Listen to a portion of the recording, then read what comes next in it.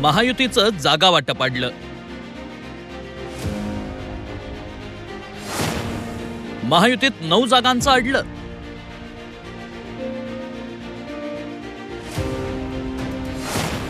जागा वाटपाचा महातिढा सुटणार कधी?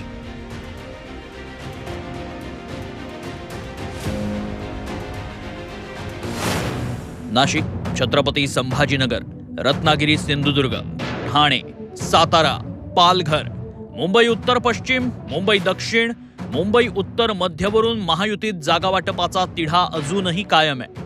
नाशिकचे विद्यमान खासदार आहेत ते शिवसेनेचे हेमंत गोडसे. नाशिकची जागा हेमंत गोडसेंनाच पाहिजे. तर दुसरीकडे राष्ट्रवादीनं नाशिकवर दावा ठोकलाय.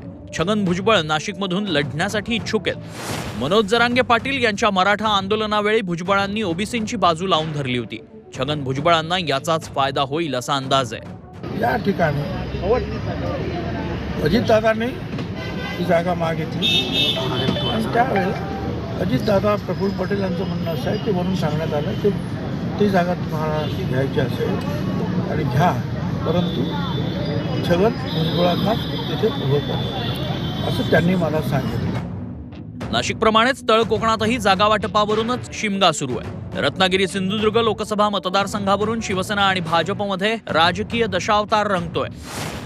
शिवसेनेकडून मंत्री उदय सामंत यांचे बंधू किरण सामंत रत्नागिरी सिंधुदुर्गमधून लढण्यासाठी इच्छुक आहेत. तर तळ कोकणात भाजपचं चिन्ह सर्वदूर जायला हवं या भूमिकेतून भाजप केंद्रीय मंत्री नारायण राणेंना उतरवण्याच्या तयारीत आहे. मुंबई उत्तर पश्चिम आणि मुंबई दक्षिण या 2 जागांवरही शिवसेना भाजपात कुस्ती सुरू आहे.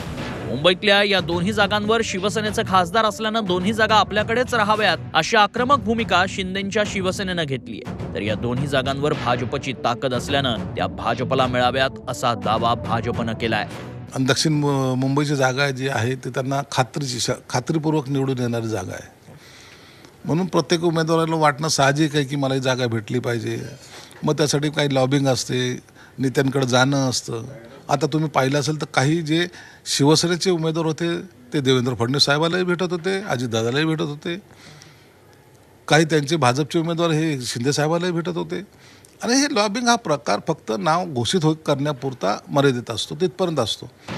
मुंबई उत्तर मध्य लोकसभा मतदारसंघाची मात्र समस्याच वेगळी आहे. ही जागा भाजपची आहे. विद्यमान खासदार पूनम महाजन यांचा हा मतदारसंघ, मात्र त्यांना भाजपमधूनच जोरदार विरोध होतोय. तरीही भाजपचा या मतदारसंघातला उमेदवार अजूनही ठरताना दिसत नाही.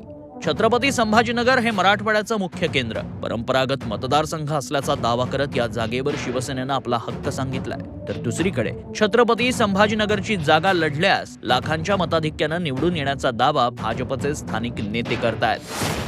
भाजपकडून इच्छुक असलेले केंद्रीय अर्थ राज्यमंत्री डॉक्टर भागवत कराड यांची महायुतीच्या उमेदवाराच्या प्रचाराला सुरुवात झाली आहे. तर शिवसेनेकडून मंत्री संदीपान भुमरेंच्या नावाची चर्चा आहे.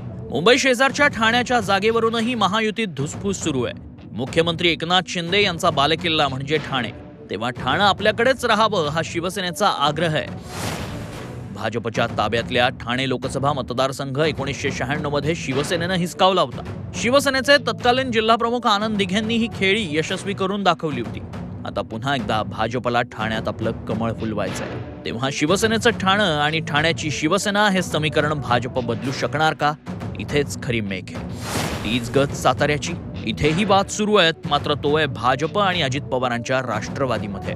सातारची जागा ही राष्ट्रवादीची. यशवंतराव चव्हाणांचा जिल्हा, राष्ट्रवादीच्या पुरोगामी विचारांना मानणारा.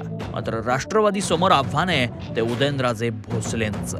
भाजपकडून आपल्यालाच उमेदवारी मिळणार हा विश्वास उदयनराजे भोसलेंना आहे. पालघरची जागा भाजप आणि शिवसेना या दोघांनीही प्रतिष्ठेची केलेली आहे.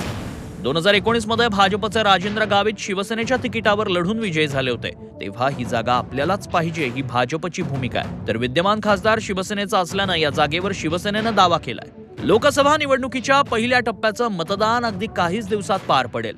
तरीही महायुतीमधल्या जागा वाटपाचा तिढा कायम आहे. हा तिढा कधी सुटणार हे पाहावं लागेल. ब्युरो रिपोर्ट, झी 24 तास.